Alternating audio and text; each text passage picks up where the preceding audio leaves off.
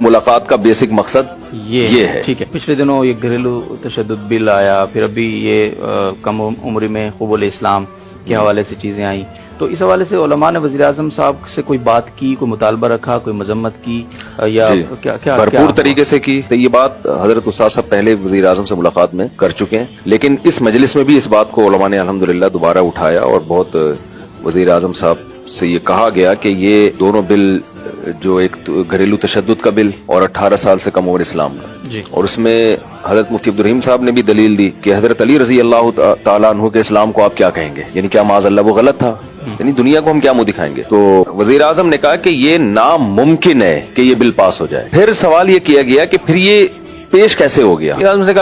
ने कहा कि यहाँ जो है ना मुल्क में बहुत सारी साजिशी अनासिर हैं, नाम भी लिए उन्होंने, लेकिन मेरा ख्याल है लेना यहाँ मुनासिब नहीं है कि वो साजिशी अनासिर इस तरह के बिल पेश करते हैं और करते रहेंगे। ये हर दौर में होते हैं, होते रहेंगे। इनको पेश करने को हम नहीं रोक सकते, लेकिन पास होने के लिए असेंबली में हमारे पास आएगा तो ये नामुमकिन है कि ये पास हो जाए। और ये कहा कि कैसे मुमकिन है कि हम ऐसा कानून पास कर दें कि 18 साल से कम उम्र में कोई इस्लाम कबूल नहीं कर सकता। ये बिल्कुल वही स्टाइल था जो एब्सोल्युटली नॉट वाला स्टाइल था ना, कि ये नहीं हो सकता। ठीक है। तो बहुत हौसला अफजा और अल्हम्दुलिल्लाह सब उलमा ने, यानी जब ये उन्होंने कहा है ना कि ये नामुमकिन है, तो सबकी तरफ से एक हौसला अफजाई हुई कि माशाल्लाह आवाजें आई एक ना कि खुश हुए सब अल्हम्दुलिल्लाह। वहाँ इस मामले में उनका जो अपना मौक़िफ़ है वो अल्हम्दुलिल्लाह क्लियर है।